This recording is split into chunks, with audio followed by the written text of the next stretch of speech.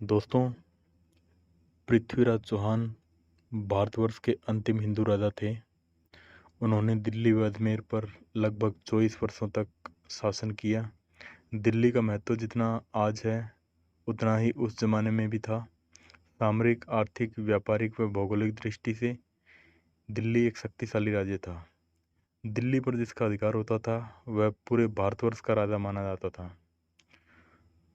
तराइन में पृथ्वीराज की हार ने देश की आज़ादी को बहुत आघात पहुंचाया था। इस देश पर पहले तुर्कों ने, फिर मुगलों ने और बाद में अंग्रेज़ों ने शासन किया। यानी इस प्रकार लगभग 800 वर्षों तक यह देश विदेशियों के अधीन रहा।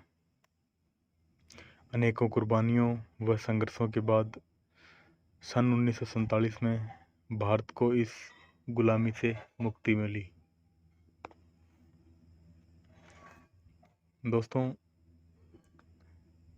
जैसा आप समझ ही गए होंगे कि हम आज पृथ्वीराज चौहान के बारे में बात करेंगे। दोस्तों, पृथ्वीराज चौहान बचपन से ही वीर, साहसी, पराक्रमी व सभी युद्ध कलाओं में निपुण व्यक्ति थे। उन्हें पृथ्वीराज तृतीय व राय पिथौरा के नाम से भी जाना जाता था। पृथ्वीराज चौहान को संस्कृत, प्राकृत, मागधी, पैशाची, शौरसेनी और अपभ्रंश भाषाओं का अच्छा ज्ञान था। इसके अलावा वह मीमांसा, वेदांत, वेद, पुराण, गणित, इतिहास, सैन्य विज्ञान और चिकित्सा विज्ञान का भी अच्छा खासा ज्ञान रखते थे। पृथ्वीराज चौहान शब्द, वेदी, बाण चलाने, हाथी व अश्व नियंत्रण विद्या में भी निपुण थे। पृथ्वीराज चौहान की जन्म की तिथि को लेकर इतिहासकारों में मतभेद है। कुछ इतिहासकारों के अनुसार उनका जन्म 1 जून 1149 ईस्वी को हुआ था। वहीं कुछ इतिहासकार उनके जन्म की तिथि 1168 ईस्वी बताते हैं। पृथ्वीराज महाकाव्य के अनुसार पृथ्वीराज का जन्म 1 जून 1163 ईस्वी को गुजरात के पाटन में हुआ था। इनके पिता सोमेश्वर चौहान थे, जो पृथ्वीराज चौहान के जन्म के कुछ वर्षों बाद अजमेर के शासक बने। इनकी माता का नाम कर्पूर देवी था, जो दिल्ली के तोमर वंश के शासक अनंगपाल की बेटी थी। पृथ्वीराज चौहान का एक छोटा भाई भी था, जिसका नाम हरिराज था। पृथ्वीराज चौहान अपने माता पिता व भाई के साथ पाटन में रहते थे। यहीं पर पृथ्वीराज चौहान का पालन पोषण हुआ। उस समय अजमेर पर पृथ्वीराज द्वितीय का राज था। पृथ्वीराज द्वितीय की मृत्यु के पश्चात सोमेश्वर चौहान अपने परिवार के साथ अजमेर आ गए। अजमेर पहुंचकर सोमेश्वर चौहान ने शासन की बागडोर अपने हाथ में ले ली। कुछ वर्षों पश्चात सोमेश्वर चौहान की भी मृत्यु हो गई। पिता की मृत्यु के पश्चात पृथ्वीराज चौहान को अजमेर की गद्दी पर बिठाया गया। 1179 ईस्वी में पिता की मृत्यु के पश्चात उन्होंने अजमेर की गद्दी संभाली तथा अपनी मां की देखरेख में शासन किया। दिल्ली में उस समय तोमर वंश के शासक अनंगपाल द्वितीय का शासन था, जो पृथ्वीराज चौहान के नाना थे। अनंगपाल के कोई पुत्र नहीं था, बल्कि उनकी 2 पुत्रियां थीं, सुंदरी व कमला। सुंदरी का विवाह कन्नौज के राजा विजयपाल के साथ हुआ था, जबकि कमला यानी कर्पूर देवी, कमला को कर्पूर देवी भी कहा जाता है, इनका विवाह सोमेश्वर चौहान के साथ हुआ था। पुत्र न होने के कारण अनंगपाल ने पृथ्वीराज चौहान को अपना उत्तराधिकारी बना दिया। 1168 ईस्वी में अनंगपाल की मृत्यु भी हो गई और उसकी मृत्यु के पश्चात पृथ्वीराज चौहान ने दिल्ली की गद्दी संभाल ली। दिल्ली की सीमाएं काफ़ी विस्तृत भूभाग में फैली हुई थीं। दोस्तों, अब बात करते हैं पृथ्वीराज के युद्ध अभियान की। नागार्जुन से युद्ध। दोस्तों, नागार्जुन पृथ्वीराज चौहान का चचेरा भाई था। उसने पृथ्वीराज चौहान के विरुद्ध विद्रोह करके गुड़पुर, जो संभवतः वर्तमान गुरुग्राम को कहा जाता था, पर आक्रमण करके अधिकार कर लिया। इससे क्रोधित होकर पृथ्वीराज चौहान ने नागार्जुन पर आक्रमण कर दिया और नागार्जुन पृथ्वीराज चौहान के हाथों मारा गया। पृथ्वीराज चौहान ने नागार्जुन व उसके सहयोगियों के सिर कटवाकर दुर्ग पर लटकवा दिए।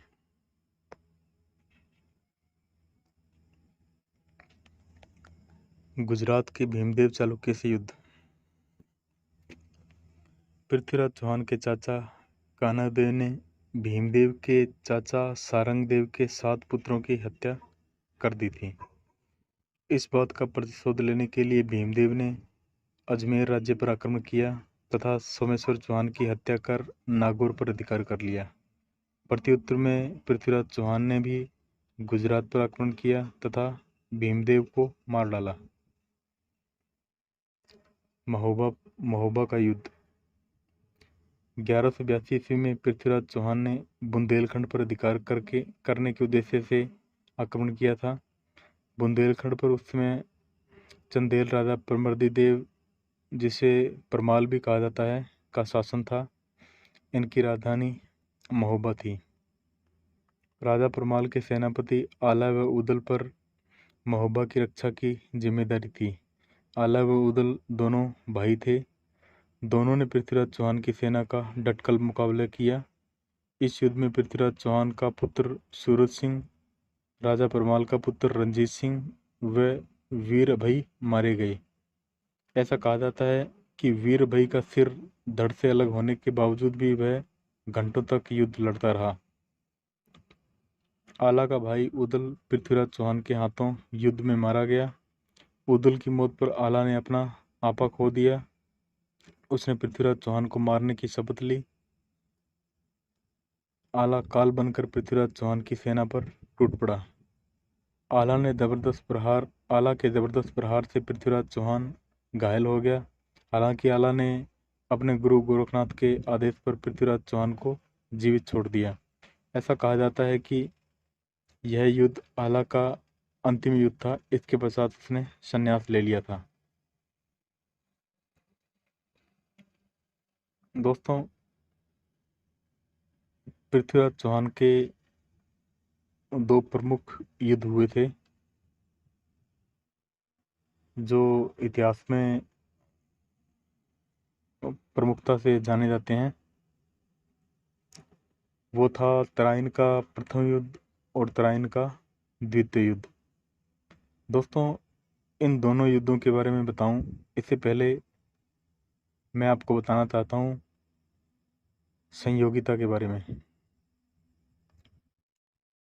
और जयचंद व पृथ्वीराज चौहान के रिश्तों के बारे में और उनकी दुश्मनी के बारे में।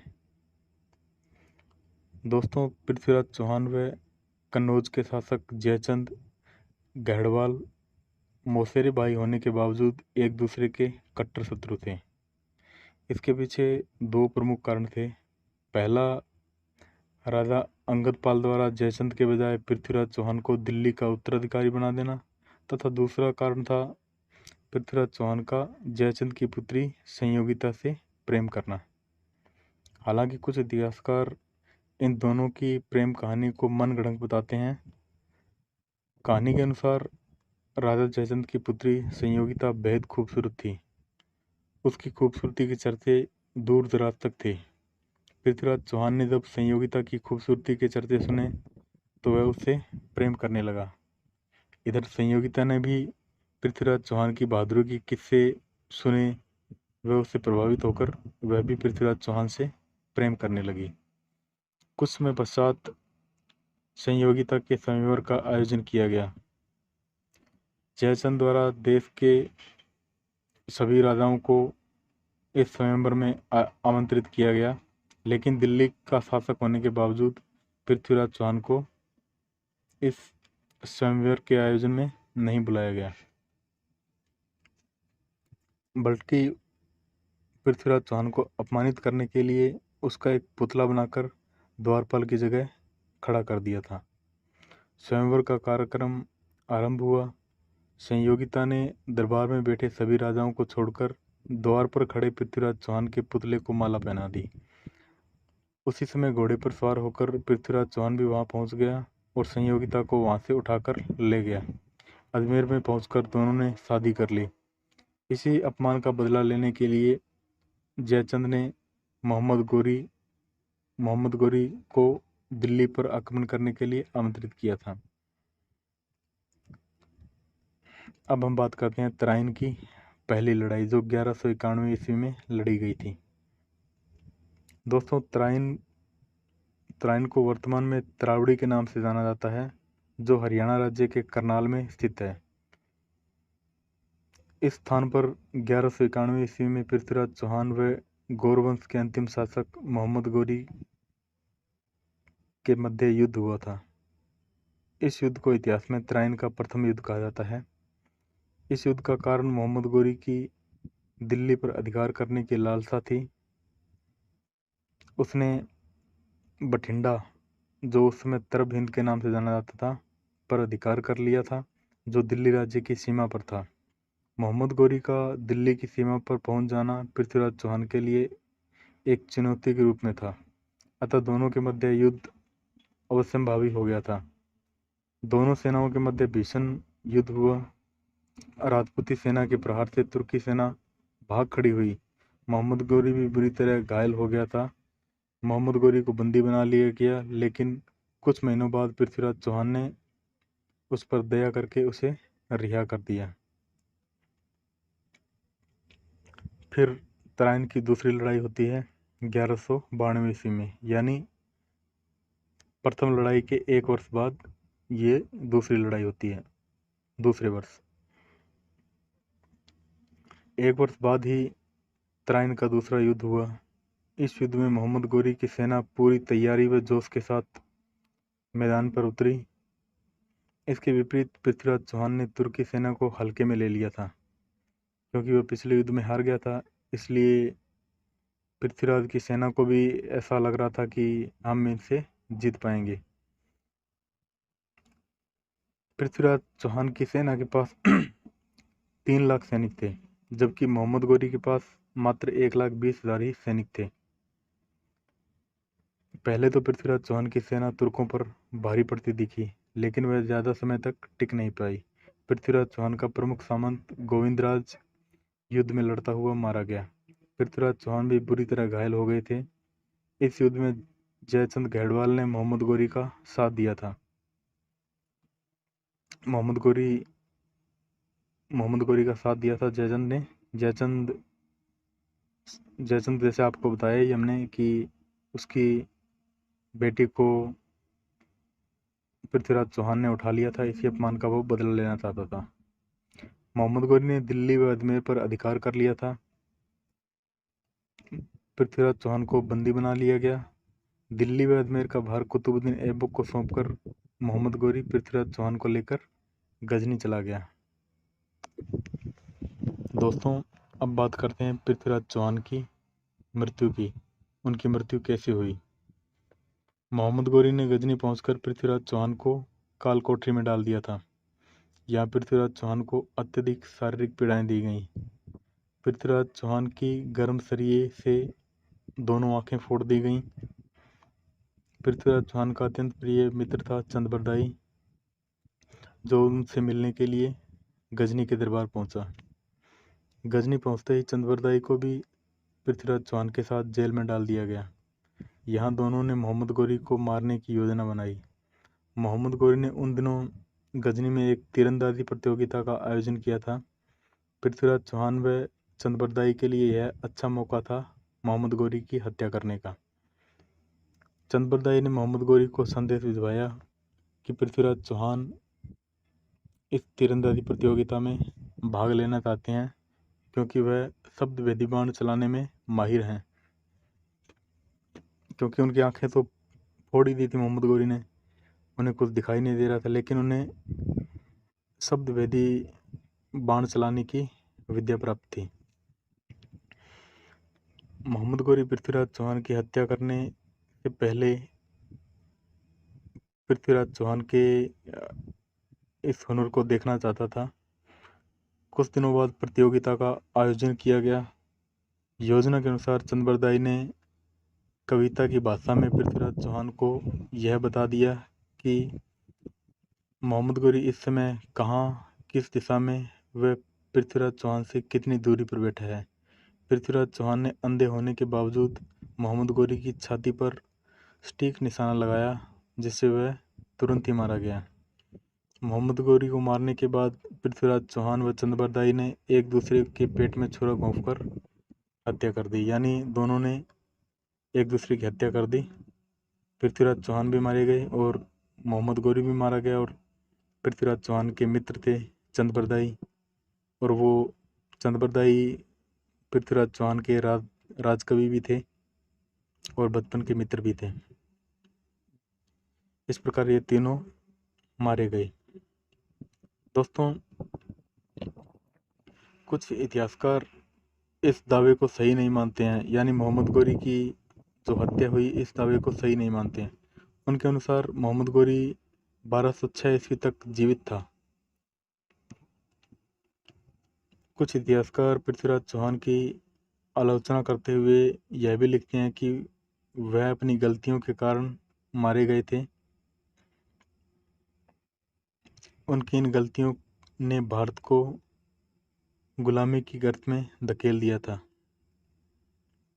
पृथ्वीराज चौहान के पड़ोसी राज्यों के साथ अच्छे संबंध नहीं थे। अत्यधिक बड़ा साम्राज्य होने के कारण उनके ऐशोआराम भी बढ़ गए थे और वह भोग विलास में डूब गए थे। उसने कन्नौज जैसे शक्तिशाली राज्य को अपना दुश्मन बना लिया था। इस प्रकार उनका इतिहासकारों को कहना है कि यदि जयचंद के साथ पृथ्वीराज चौहान के संबंध अच्छे होते तो मोहम्मद गोरी भी दिल्ली पर कभी आंख उठाने की हिम्मत नहीं करता। तो दोस्तों, ये थी पृथ्वीराज चौहान के बारे में जानकारी। आपको ये वीडियो कैसा लगा? आपको जानकारी कैसी लगी? कृपया हमें ज़रूर बताएं। वीडियो देखने के लिए धन्यवाद।